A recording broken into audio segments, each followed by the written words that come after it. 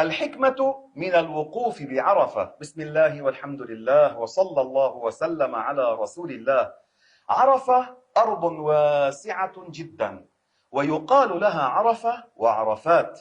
هذا مكان مبارك تتنزل فيه الرحمات والبركات والملائكة، ويغفر لملايين من الناس فيه.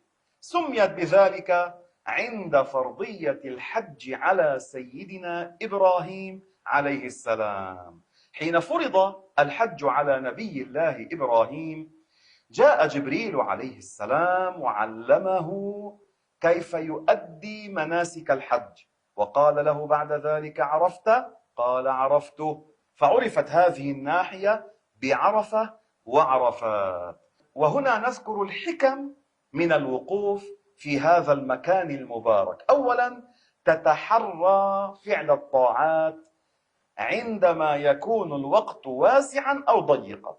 عرفة وقتها قصير، لذلك النبي عليه الصلاة والسلام قال: الحج عرفة، لأن من أدرك عرفة أدرك الحج، ومن فاته الوقوف في عرفة فاته الحج. لذلك عندما يكون الإنسان يتعود أن يفعل الطاعة إن كان وقتها طويلا، كالعشاء مثلا وقتها طويل صلاة العشاء، أما الصبح والمغرب وقتها قصير بالنسبة إلى العشاء، فيتعود الواحد منا أيضا في أركان الحج أن هناك ما هو وقته طويل ومنه ما هو وقته قصير. ومن الحكم ترى جبل الرحمة، هذا الجبل الذي وقف عليه نبي الله محمد صلى الله عليه وسلم. النبي وقف عند الصخرات المفترشات أسفل جبل الرحمة، وهذا المكان يسن للرجال أن يقفوا فيه.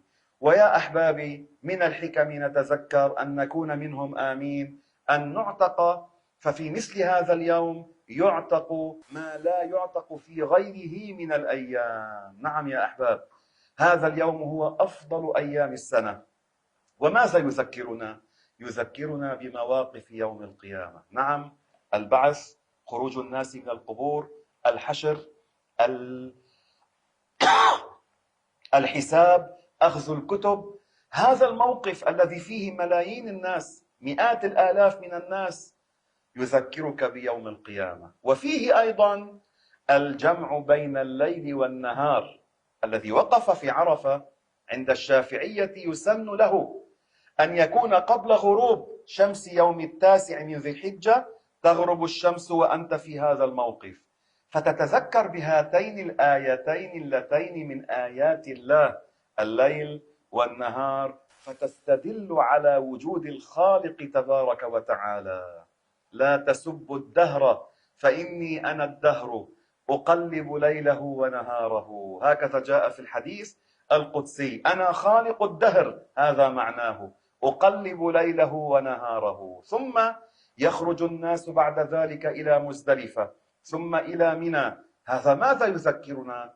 نكون في عرفة فنخرج منها، يذكرك بسوق الناس من القبور إلى أرض المحشر، ويكون الناس ينتظرهم عند كل قبر ملكان لكل إنسان، سائق وشهيد. وفي الأخير يا أحباب، الحكم كثيرة، لكن من الحكم في الوقوف بعرفة تتذكر الصفاء، وتتذكر بأن الله جعل المؤمنين إخوة.